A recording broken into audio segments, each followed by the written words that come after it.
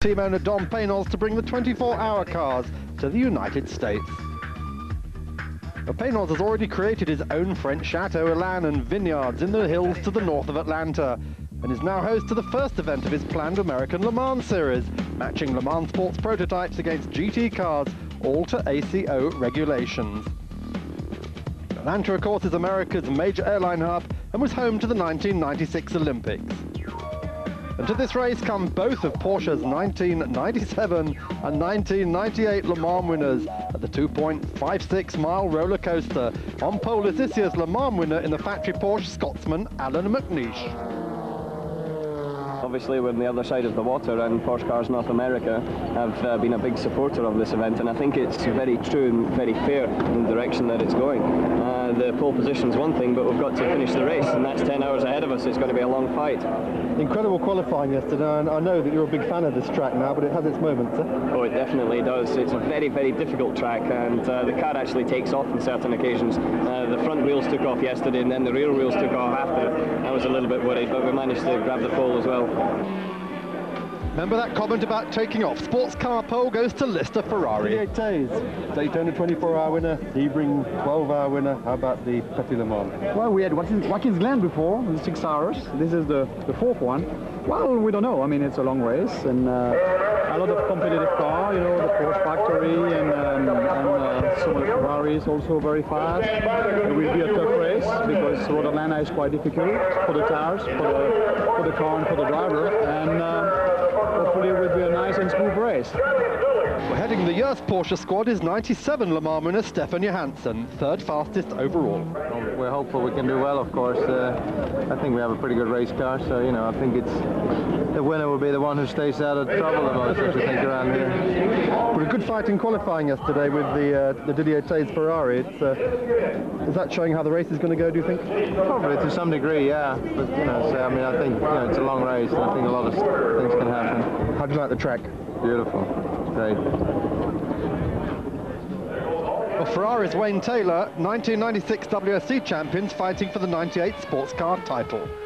Wayne Taylor, very tight here at Road Atlanta. You and Butch Leitzinger fighting for the championship. It all went wrong there in the last race in Sebring. Yeah, it really did. You know, we got the car really working well. We were on the pole. We were running away with the race, and the rain came, and I went into some standing water and crashed, and effectively went from clinching the championship to second, and quite a big deficit with 10 points, and only 2 races to go. So this weekend at Petit Le Mans, it's going to be, probably could be the decider this weekend. It depends where we finish here. You know, hopefully we can gain some point back and then have a shootout at Laguna.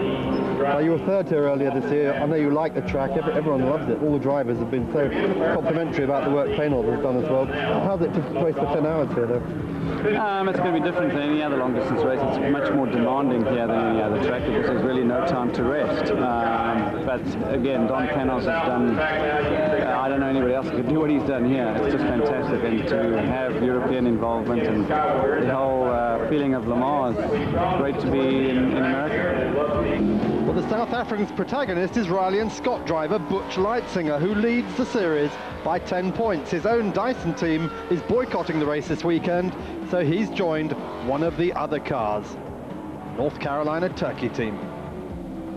For the front engine, Paynos Ford is already 1998 American GT champion and won last month's Sebring Classic outright against the Open Ferraris with David Bradman and Andy Wallace.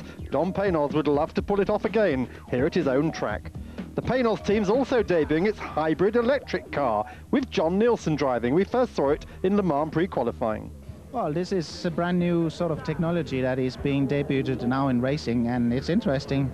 Obviously, there's a lot of problems, and the car is heavy because nobody's done the lightweight battery yet, but if this works, the next decision is to build a car on the weight limit, and then it will be competitive. The car draws on Zytek's engineering technology, as John Horsley explains. Okay, well, the basic principle is that there's the 6-litre Ford V8 engine at the front, and when the car has power to spare, you could say, when the driver hasn't got his throttle on the floor, that's the time that we use that extra power to generate through the motor generator, store it in a battery, so that when the driver's got his foot down on the floor, down the straights, we empty the battery into the motor, and he can get another 100 brake horsepower at the wheels. Presumably the reverse effect applies when he's slowing down, does it? Exactly, either when he's braking or when the car is going through some curves, then he's not using the full power, and that's when we regenerate back into the battery. But you get, and then you get sort of, in effect, engine braking at the same time then, do you? That's right. Some of the drivers have actually used the braking off the rear wheels to turn them into the corners, so it sometimes gives beneficial handling effects, as well as using that energy to put back into the battery instead of just into heats in the brake.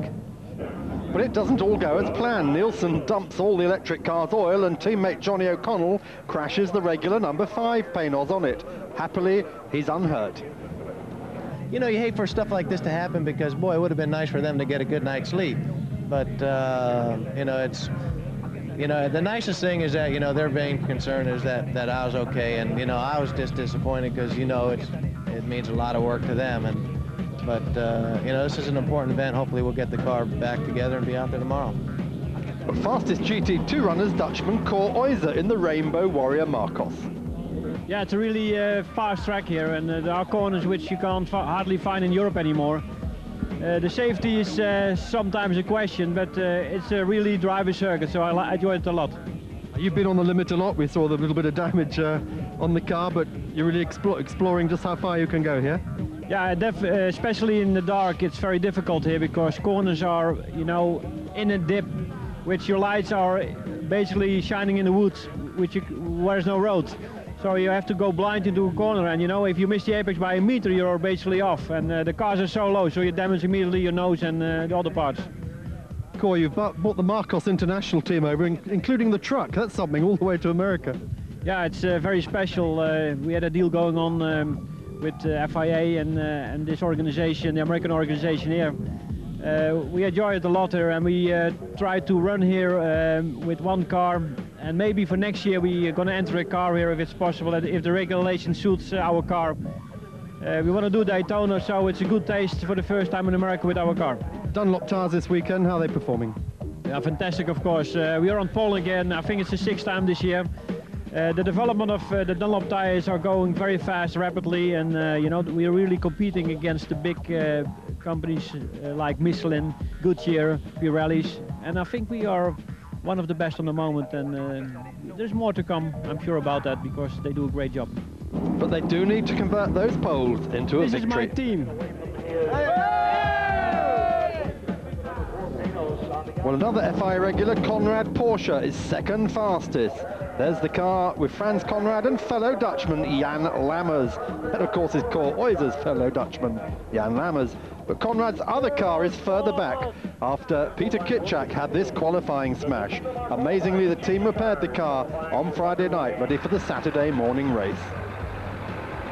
So ahead of them is a 10-hour or 1,000-mile race. It starts 11 o'clock Saturday morning. We'll finish around about 9 o'clock on Saturday night.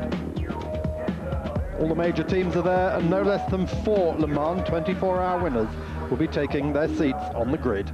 But the Marcos has to start from the back. As it turned out, the fuel was illegal. It still had a trace of FIA fuel from the A1 ring in the bottom of the tank, and sadly there's no number 5 Paynos. The car was too badly damaged for Johnny O'Connell to start it in the race. We'll see the start of the race in a moment after the break.